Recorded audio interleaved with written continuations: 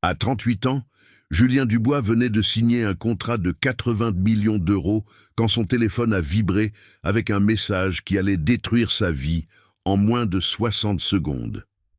Le SMS de son comptable ne contenait que 3 mots terrifiants. Tout est fini. Ses mains tremblaient tandis qu'il regardait par la fenêtre de son bureau au 40e étage, observant Paris s'étendre sous ses pieds comme un royaume qu'il était sur le point de perdre à jamais. 24 heures plus tôt, il possédait 3 entreprises florissantes, un penthouse dans le 16e arrondissement, une collection de voitures de sport et un carnet d'adresses rempli de contacts qui se bousculaient pour dîner avec lui. Sa signature valait des fortunes, son nom ouvrait toutes les portes, et les femmes les plus élégantes de la haute société parisienne rivalisaient pour attirer son attention lors des galas de charité où il distribuait des chèques comme d'autres distribuent des cartes de visite. Mais cette nuit-là, tandis que la pluie battait contre les vitres de son bureau désormais silencieux, Julien découvrait l'amère vérité sur la fragilité des empires construits sur des fondations trop audacieuses. Son associé principal avait disparu avec la moitié des fonds, laissant derrière lui des dettes colossales et des investisseurs furieux qui réclamaient leur dû avec la férocité de prédateurs affamés. En l'espace d'une semaine, l'homme qui déjeunait dans les restaurants étoilés Michelin se retrouva à compter les pièces de monnaie dans SS Poche pour s'acheter un sandwich dans une boulangerie de banlieue. Les amis qui l'adulaient quelques jours auparavant ne répondaient plus à ses appels, et son nom, autrefois synonyme de réussite, était désormais murmuré dans les cercles financiers comme un avertissement sur les dangers de l'arrogance. Pourtant, ce que Julien ignorait encore, c'est que cette chute vertigineuse n'était que le prélude à la plus extraordinaire histoire d'amour de sa vie. Une histoire qui allait commencer dans un café miteux de Belleville avec une femme de 79 ans dont les yeux pétillants cachaient des secrets qui changeraient son destin pour toujours.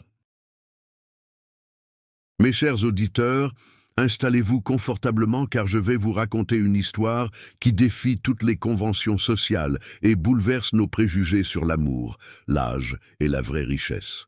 Cette histoire vraie s'est déroulée dans les rues pavées de Paris, entre les boulevards huppés du 16e arrondissement et les cafés chaleureux de Belleville, prouvant une fois de plus que la vie écrit parfois des scénarios plus audacieux que nos imaginations les plus folles. L'histoire de Julien Dubois n'est pas seulement celle d'un homme qui a tout perdu et tout retrouvé, c'est celle d'une transformation profonde qui nous enseigne que les plus belles histoires d'amour naissent souvent là où nous les attendons le moins. Imaginez un instant, un jeune entrepreneur de 38 ans, habitué aux costumes sur mesure et aux dîners dans les palaces, qui découvre l'amour véritable dans les bras d'une femme de 79 ans dont la sagesse et la fortune dépassent tous ceux qu'il avait jamais connus. Cette histoire nous emmènera dans un voyage émotionnel intense, où chaque chapitre révèle une nouvelle facette de cette romance extraordinaire. Nous explorerons ensemble les méandres de la chute sociale, la beauté de la rédemption et surtout la puissance transformatrice d'un amour qui transcende les barrières de l'âge et des conventions sociales. Préparez-vous à être surpris, ému et peut-être même à reconsidérer vos propres préjugés sur que signifie vraiment aimer et être aimé. Si cette introduction vous a intrigué, n'oubliez pas de vous abonner à la chaîne pour ne manquer aucune de nos histoires passionnantes. Laissez un pouce en l'air si vous êtes impatient de découvrir la suite et dites-moi en commentaire de quel pays ou quelle ville vous nous regardez. J'adore savoir d'où viennent nos auditeurs du monde entier. La première chose que Julien remarqua le matin de sa ruine, ne fut pas l'absence de café expresso dans sa machine italienne hors de prix, ni même les huissiers qui tambourinaient à sa porte. Fut le silence. Un silence pesant, inhabituel, qui remplaçait le bourdonnement constant de son téléphone portable, habituellement saturé d'appels d'affaires et de sollicitations mondaines. Ce silence était le premier messager de sa nouvelle réalité. Debout dans son penthouse aux baies vitrées panoramiques, encore vêtu du smoking froissé de la soirée de gala de la veille, Julien contemplait les toits de Paris qui s'étendaient sous la brume matinale. 24 heures auparavant, il était l'invité d'honneur de cette soirée caritative, serrant des mains, distribuant des sourires calculés et des promesses de dons généreux qu'il ne pourrait jamais honorer. Les flashs des photographes avaient immortalisé son dernier moment de gloire, sans qu'il le sache. Son reflet dans la vitre lui renvoyait l'image d'un homme encore jeune, aux traits tirés par une nuit blanche, passé à éplucher des documents comptables qui confirmaient l'inévitable. À 38 ans, Julien avait construit un empire financier sur des fondations qu'il croyait solides, mais qui s'avéraient être du sable mouvant. Son associé, Marcus Lefebvre, avait magistralement orchestré une escroquerie qui avait vidé les comptes de l'entreprise sur plusieurs mois, détournant les fonds vers des paradis fiscaux inaccessibles. Les coups à la porte se firent plus insistants. Julien savait qu'il n'avait plus que quelques heures avant que les scellés ne soient apposés sur son appartement. S voitures saisies et 16 comptes bancaires gelés. Tous CE qu'il avait bâtis pendant 15 années de travail acharné allaient disparaître en quelques signatures administratives. Il pensa ironiquement à toutes ces soirées où il avait refusé des invitations simples d'amis d'enfance pour privilégier des dîners d'affaires avec des personnes qu'il découvrait maintenant n'avoir jamais été véritables alliés. Son téléphone portable, miraculeusement encore en fonctionnement, affichait une série de messages non lus. Il les parcourut un à un. Annulation de rendez-vous, retrait d'invitation, excuses polies mais fermes de personnes qui, quelques jours plus tôt, se disputaient encore ses faveurs. Chaque message était un petit poignard planté dans son orgueil, mais aussi une leçon brutale sur la nature éphémère des relations basées uniquement sur l'intérêt mutuel. La réalité le frappa avec la force d'une vague glacée. Il n'avait plus rien. Pas d'argent, pas d'amis véritables, pas de famille proche. Ses parents étaient décédés depuis longtemps, et il n'avait jamais pris le temps de fonder une famille, trop absorbé par ses ambitions professionnelles. À cet instant précis, Julien Dubois, ancien millionnaire respecté, n'était plus qu'un homme seul face à l'immensité de sa déchéance. Les huissiers finirent par forcer la porte. Ils entrèrent avec l'efficacité froide de professionnels habitués à CES, situation dramatique, dressant l'inventaire de biens qui ne lui appartenaient déjà plus. Julien les observa emballer sa vie dans des cartons étiquetés, transformant 15 années de réussite en une série de numéros sur des formulaires administratifs. Il ne protesta pas, ne pleura pas, ne supplia pas. Une étrange sérénité l'envahit, comme si cette chute était une libération qu'il attendait inconsciemment depuis des années. Quand ils eurent terminé, Julien se retrouva sur le trottoir avec pour seul bien un sac de voyage contenant quelques vêtements, son portefeuille vide et les clés d'une voiture qui serait saisie avant le coucher du soleil. Il regarda une dernière fois les fenêtres de son ancien appartement, puis tourna le dos à sa vie passée. Pour la première fois depuis des années, il ne savait pas où il allait dormir le soir même. Le métro parisien l'accueillit avec son brouhaha familier, mais cette fois, Julien n'était plus un passager occasionnel pressé de rejoindre une réunion importante. Il était désormais un homme comme les autres, anonyme dans la foule, portant maigre possession dans un sac fatigué. Les regards indifférents des autres voyageurs lui rappelaient crûment qu'il n'était plus personne d'important, juste un visage de plus dans l'océan humain de la capitale. Cette première journée de sa nouvelle vie se termina dans un petit hôtel miteux près de la gare du Nord, où il paya sa chambre avec les derniers billets froissés trouvés dans ses poches.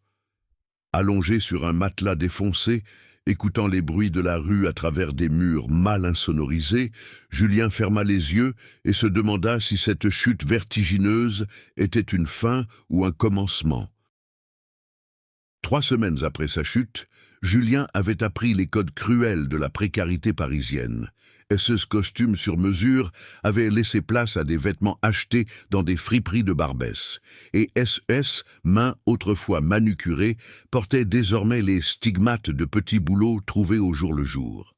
Il déchargeait des camions aux halles, nettoyait des bureaux la nuit, acceptait n'importe quel travail qui lui permettait de survivre dans cette jungle urbaine où il évoluait désormais comme un étranger. Le café chez Madeleine, à Belleville, était devenu son refuge quotidien. Non pas par choix esthétique, mais parce que c'était le seul endroit où un café coûtait encore moins de 2 € et où la patronne, une femme ronde aux cheveux grisonnants, ne le regardait pas avec pitié. L'établissement sentait le tabac froid et les rêves brisés. Ces banquettes de sky rouge craquelées abritaient une clientèle hétéroclite de retraités solitaires, d'étudiants fauchés et d'artistes en devenir qui sirotaient leurs expressos en échafaudant des projets grandioses. C'est dans ces décors improbables que Julien la remarqua pour la première fois. Elle était assise seule, à une table d'angle, une femme âgée aux cheveux argentés impeccablement coiffés, vêtue d'un tailleur Chanel discret, mais indéniablement authentique. Esseuse main fine, ornée de bagues qui captaient la lumière tamisée du café, tenait délicatement une tasse de porcelaine, comme si elle participait à une cérémonie sacrée. C'est eux qui frappa Julien. Ce ne fut pas son élégance naturelle dans ces lieux improbables, mais esses yeux. Ses yeux couleur noisette brillaient d'une intelligence malicieuse et d'une vitalité qui contrastait saisissamment avec son âge avancé. Elle observait le monde autour d'elle avec la curiosité d'une enfant et l'acuité d'une femme qui avait vécu suffisamment longtemps pour comprendre les subtilités de l'âme humaine. Quand leurs regards se croisèrent pour la première fois, Julien ressentit quelque chose qu'il n'avait jamais éprouvé auparavant. Une connexion instantanée qui transcendait toutes les barrières sociales et générationnelles. Marguerite Beaumont, car tel était son nom, comme il l'apprendrait plus tard, venait au café chaque matin depuis 15 ans, non pas par nécessité économique, mais par choix délibéré. Elle aimait observer l'authenticité brute de ces quartiers populaires, si éloignés des salons dorés où évoluait habituellement sa classe sociale. À 79 ans, cette femme extraordinaire avait décidé de vivre pleinement chaque instant, refusant de se contenter du confort étouffant que lui offrait sa fortune colossale, héritée de 3 générations d'industriels visionnaires. Leur première conversation naquit d'un malentendu. Julien, distrait par ce souci financier, avait pris par erreur la chaise qu'elle occupait habituellement. Au lieu de s'offusquer, Marguerite éclata d'un rire cristallin qui résonna dans tout le café comme une mélodie oubliée. « Jeune homme, dit-elle avec un accent parisien raffiné teinté d'espièglerie, soit vous êtes très audacieux, soit vous êtes dans un état de détresse absolue pour oser vous asseoir à la table d'une vieille dame sans permission. » Julien, embarrassé, s'apprêtait à s'excuser et à partir quand quelque chose dans le ton bienveillant de cet inconnu le retint. Pour la première fois depuis des semaines, quelqu'un lui parlait sans condescendance, sans pitié, sans jugement. Il y avait dans la voix de Marguerite une chaleur authentique qui contrastait douloureusement avec l'indifférence glaciale qu'il subissait quotidiennement depuis sa ruine. « Je suis désolé, madame, » répondit-il en tentant de rassembler les derniers vestiges de sa dignité. « Je traverse une période difficile et j'ai perdu mes repères. » L'expression de Marguerite changea subtilement, passant de l'amusement à une compassion genuine. Elle avait assez vécu pour reconnaître les signes de la détresse humaine, et quelque chose dans le port de tête de ce jeune homme, dans la façon dont il s'efforçait de maintenir sa dignité malgré ses vêtements élimés, éveilla sa curiosité. « Asseyez-vous donc, dit-elle en désignant la chaise en face d'elle, et racontez-moi ce qui vous amène dans le royaume des oubliés. » Cette invitation simple marqua le début d'une amitié improbable qui allait transformer leurs 2 existences. Julien, habitué aux conversations superficielles des milieux d'affaires, découvrit chez Marguerite une profondeur de pensée et une sagesse qui le fascinaient. Elle écoutait ses malheurs sans proposer de solution miracle, sans minimiser sa douleur, mais en partageant des anecdotes de sa propre vie qui lui montraient que même les existences les plus privilégiées connaissent leurs zones d'ombre et leurs moments de solitude.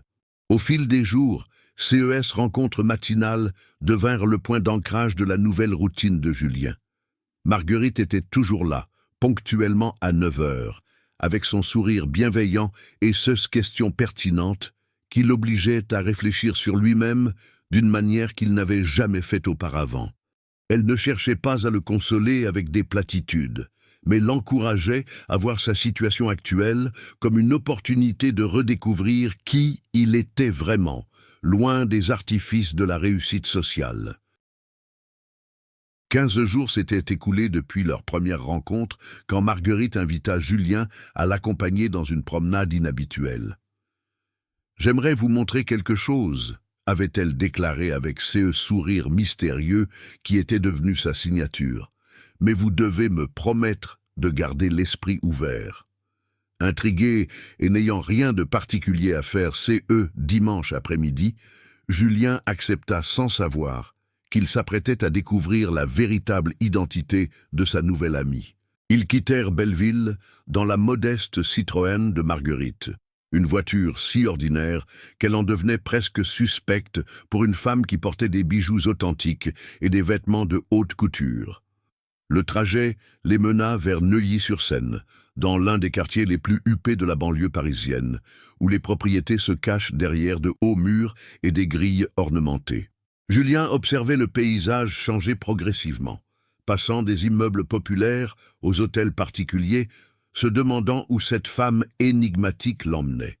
Quand Marguerite arrêta la voiture devant un portail imposant, gardé par 2 lions de pierre sculptés, Julien crut d'abord qu'elle lui faisait visiter la propriété d'un ami fortuné. Mais quand elle composa le code d'entrée avec la familiarité de quelqu'un qui rentre chez soi et que les grilles s'ouvrirent sur une allée bordée de tilleuls centenaires menant à un château du XVIIIe siècle, il comprit que Marguerite Beaumont n'était pas la retraitée modeste qu'elle prétendait être. Le domaine s'étendait sur plusieurs hectares, mêlant jardin à la française et espaces boisés sauvages, où des ponts se promenaient en liberté. La demeure principale, un joyau architectural aux façades de pierre blonde, dominait cet écrin de verdure avec une majesté qui témoignait de siècles d'histoire familiale. Julien, malgré sa propre expérience de la richesse, n'avait jamais vu un tel déploiement de luxe discret et raffiné. Chaque détail, des rosiers anciens aux fontaines de marbre, parlait d'un patrimoine accumulé sur plusieurs générations. À l'intérieur, le château révélait ses secrets avec une élégance époustouflante. Les salons au plafond peint abritaient des œuvres d'art que Julien reconnut immédiatement. Un Monet authentique au-dessus de la cheminée, des sculptures de Rodin disposées avec un goût exquis, des tapisseries d'Aubusson qui avaient traversé les siècles. Marguerite l'observait découvrir son univers avec un amusement tendre, savourant sa surprise et sa confusion croissante. Vous vous demandez pourquoi une femme qui possède tout cela passe ses matinées dans un café de Belleville, dit-elle, en le guidant vers la bibliothèque, une pièce impressionnante, aux murs tapissés de livres anciens, reliés cuir. La réponse est simple, parce que la vraie richesse ne se trouve pas dans ces murs, aussi beaux soient-ils, mais dans les connexions authentiques que nous créons avec d'autres âmes en quête de sens. Sa voix portait une mélancolie douce qui révélait des années de solitude dorée. Marguerite lui raconta alors son histoire. Héritière d'un empire industriel bâti par son arrière-grand-père, elle avait passé sa vie entière dans les cercles de la haute société, épousant à 22 ans un homme choisi par sa famille pour préserver et accroître le patrimoine familial. 57 années de mariage avec Claude Beaumont, magnate de l'acier, lui avaient apporté le respect social et la sécurité financière, mais jamais l'amour passionné dont elle avait toujours rêvé en secret. Veuve depuis 5 ans, Marguerite avait découvert une liberté nouvelle qui l'effrayait autant qu'elle l'exaltait. « J'ai 79 ans, Julien », lui confia-t-elle en s'installant dans un fauteuil Louis XVI face à la fenêtre donnant sur le parc. « Et pour la première fois de ma vie, je peux faire exactement ce que je veux, aimer qui je veux, être qui je veux vraiment être. » C'est terrifiant et merveilleux à la fois. Il y avait dans ses yeux une vulnérabilité qu'elle n'avait jamais montrée à personne, une soif de vivre authentiquement qui résonnait étrangement avec la quête de sens que vivait Julien depuis sa ruine. Cet après-midi-là, assis dans cette bibliothèque où respirait l'histoire de générations de Beaumont, Julien comprit qu'il était en présence d'une femme exceptionnelle, dont la richesse matérielle n'était que l'aspect le moins intéressant. Marguerite possédait quelque chose de plus précieux que tous les trésors de son château, une capacité à voir la beauté dans l'imperfection, à chercher l'authenticité dans un monde d'apparence et à croire encore, à son âge, au miracle de l'amour véritable. Le soleil déclinant projetait des ombres dorées dans la bibliothèque quand Marguerite posa sa main ridée sur celle de Julien. Ce contact, si simple en apparence, créa entre eux une intimité troublante qui dépassait largement le cadre d'une amitié naissante. Ils restèrent ainsi en silence, chacun perdu dans ses pensées, pressentant que cette journée marquerait un tournant dans leurs existences respectives, sans encore oser mettre des mots sur les sentiments naissants qui bouleversaient leur cœur. Les semaines suivantes tissèrent entre Julien et Marguerite une complicité qui défiant toutes les conventions sociales.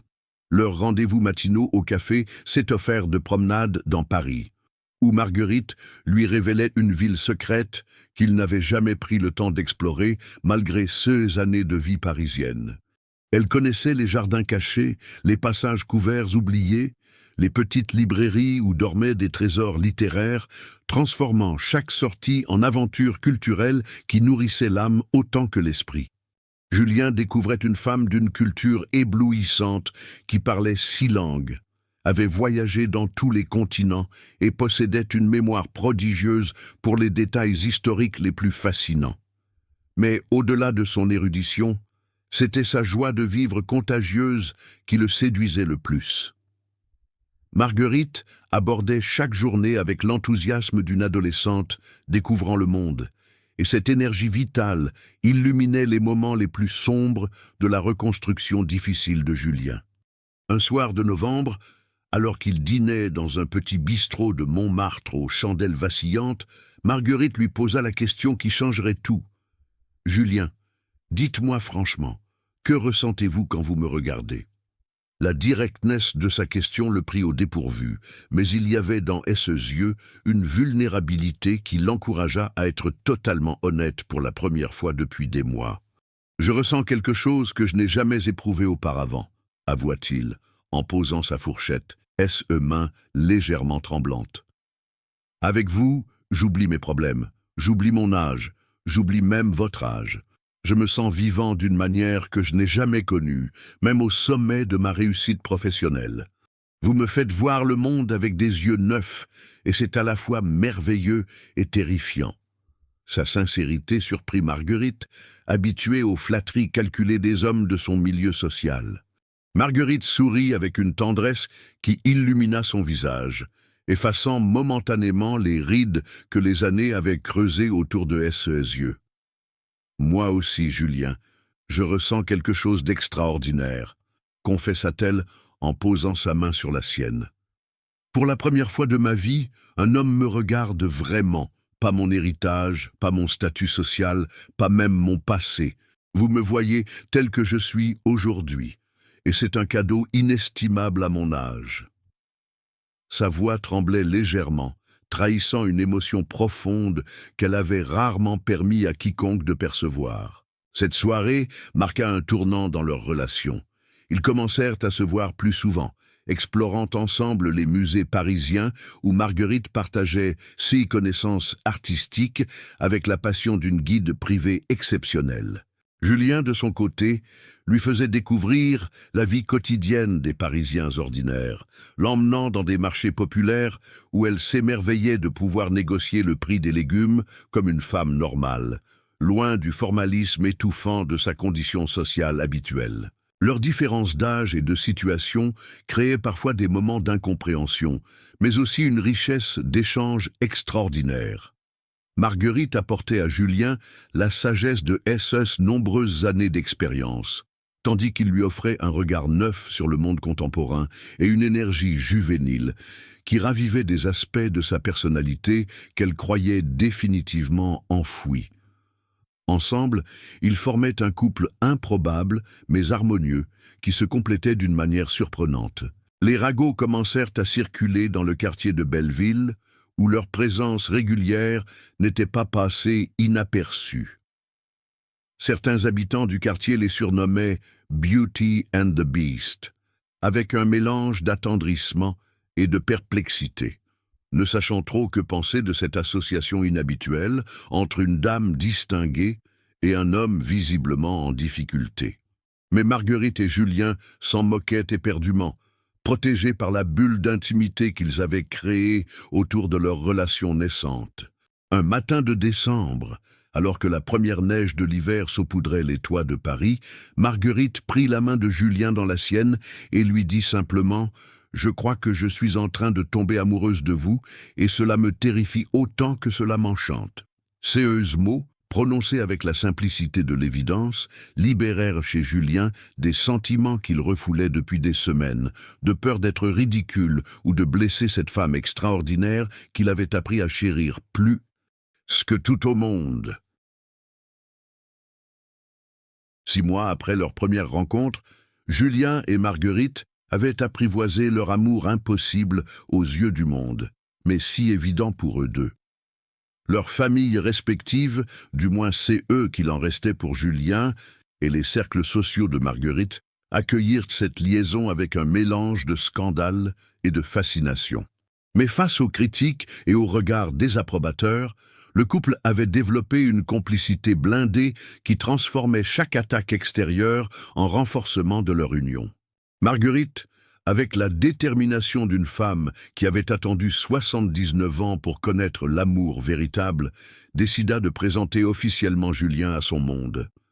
Elle organisa un dîner dans son château, invitant les piliers de la haute société parisienne qui avaient gravité autour d'elle pendant des décennies. L'événement fut mémorable. Julien, dans un smoking emprunté mais parfaitement ajusté, charme tous les invités par sa sincérité désarmante et son intelligence naturelle, prouvant que la vraie noblesse n'a rien à voir avec l'héritage ou le compte en banque. Cette soirée marqua l'acceptation progressive de leur couple par l'entourage de Marguerite. Mais surtout, elle révéla à Julien l'étendue véritable de la fortune de sa bien-aimée. Les Beaumont possédaient des participations dans des dizaines d'entreprises européennes, des propriétés sur 3 continents et un patrimoine évalué à plus de 3 milliards d'euros. Paradoxalement, cette révélation terrifia Julien plus qu'elle ne le rassura. L'homme qui avait perdu sa fortune personnelle se retrouvait face à un dilemme moral déchirant. Comment être certain que SES sentiment pour Marguerite était pur, non influencé par la sécurité financière qu'elle représentait? Cette question le hantait nuit et jour, créant une distance émotionnelle que Marguerite perçut immédiatement avec l'intuition aiguisée que lui donnaient ces années d'expérience des relations humaines compliquées. « Vous avez peur qu'on dise que vous m'épousez pour mon argent ?» lui dit-elle un matin, avec cette franchise directe qui la caractérisait. Ils étaient assis dans son jardin d'hiver, entourés d'orchidées rares qui embaumaient l'air d'un parfum capiteux. « Laissez-moi vous poser une question plus importante. Est-ce que vous m'aimeriez si j'étais pauvre ?» Julien n'hésita pas une seconde avant de répondre par l'affirmative, et cette certitude instantanée le libéra de ce doute. Marguerite, de son côté, avait ses propres appréhensions. Après des décennies de mariage avec un homme qui l'avait épousée pour consolider des alliances familiales, elle redoutait de reproduire les mêmes erreurs, en sens inverse. Mais l'authenticité de Julien, sa façon de la regarder comme si elle était la plus belle femme du monde, malgré ses rides et ses cheveux blancs, dissipait toutes ses inquiétudes. Il l'aimait pour son esprit vif, son rire contagieux, sa curiosité insatiable, pas pour son statut ou sa fortune. Le printemps arriva avec sa promesse de renouveau, et c'est par une matinée de mai, où les lilas embaumaient les jardins du château, que Julien prit sa décision. Il n'avait pas de bague de fiançailles à offrir, pas de discours préparé, pas même de situation financière stable à présenter. Mais il avait un cœur débordant d'amour pour cette femme extraordinaire qui avait transformé sa chute en renaissance. Agenouillé dans la roseraie qu'elle aimait tant, il lui demanda simplement « Marguerite, voulez-vous m'épouser ?» La réponse de Marguerite fut un éclat de rire joyeux suivi de larmes de bonheur qu'elle n'avait pas versées depuis son enfance. « Oui, mon cher Julien, 1000 fois oui !» s'écria-t-elle en le relevant pour l'embrasser avec une passion qui fit mentir tous ceux qui prétendent que l'amour s'éteint avec l'âge. À cet instant, peu importait qu'elle ait 79 ans et lui 38, peu importait qu'il soit ruiné et elle milliardaire. Ils étaient simplement deux âmes qui avaient trouvé leur moitié manquante dans le partenaire le plus improbable qui soit. Le mariage de Julien Dubois et Marguerite Beaumont fut célébré 6 mois plus tard, dans l'intimité de la chapelle privée du château, en présence d'une quinzaine d'invités triés sur le volet. Marguerite avait choisi une robe en soie ivoire, simple mais d'une élégance raffinée, qui soulignait sa beauté naturelle sans chercher à masquer son âge. Julien, dans un smoking qui lui avait été offert par sa future épouse, rayonnait d'un bonheur qu'il n'avait jamais connu, même au plus beau jour de sa réussite professionnelle passée. Le notaire qui officialisait leur union civile avait d'abord tenté de dissuader Marguerite de ce mariage, qu'il jugeait précipité et potentiellement dangereux pour ses intérêts patrimoniaux. Mais la détermination tranquille de la vieille dame et l'évidente sincérité de Julien avaient fini par le convaincre qu'il assistait à une véritable histoire d'amour, pas à une manœuvre intéressée. Le contrat de mariage, rédigé selon les souhaits explicites de Marguerite, protégeait certes ce bien familiaux, mais accordait à Julien une place légitime dans sa nouvelle vie. La lune de miel qu'ils passèrent dans la villa familiale des Beaumont sur la Côte d'Azur révéla à Julien des aspects insoupçonnés de sa nouvelle épouse. Marguerite, libérée des conventions qui avaient régi sa vie sociale pendant des décennies, se révéla une amante passionnée et aventureuse qui bousculait tous les préjugés sur la sexualité féminine après 70 ans. Leurs nuits méditerranéennes, bercées par le chant des cigales et le murmure des vagues, scellèrent leur union dans une intimité physique et émotionnelle que ni l'un ni l'autre n'avaient espéré connaître. Au retour de leur voyage, Marguerite proposa à Julien de reprendre les rênes d'une partie de SES Affaires, non pas par charité ou par souci de le rendre utile, mais parce qu'elle avait reconnu en lui un talent naturel pour les négociations et une vision stratégique que SES propre conseiller financier n'égalait pas. Julien accepta cette responsabilité avec gratitude, mais posa SS conditions. Il voulait développer les activités philanthropiques de la Fondation Beaumont, donnant une dimension sociale aux investissements familiaux. Ensemble, ils transformèrent une partie du patrimoine familial en force de changement social. Julien, fort de son expérience personnelle de la précarité, orienta les dons vers des programmes d'aide aux entrepreneurs en difficulté et des structures d'accompagnement pour les personnes traversant des crises financières. Marguerite, enchantée par cette approche, découvrit que sa fortune pouvait servir à autre chose qu'à perpétuer un mode de vie aristocratique déconnecté des réalités contemporaines. Leur premier anniversaire de mariage fut célébré dans le café de Belleville où tout avait commencé.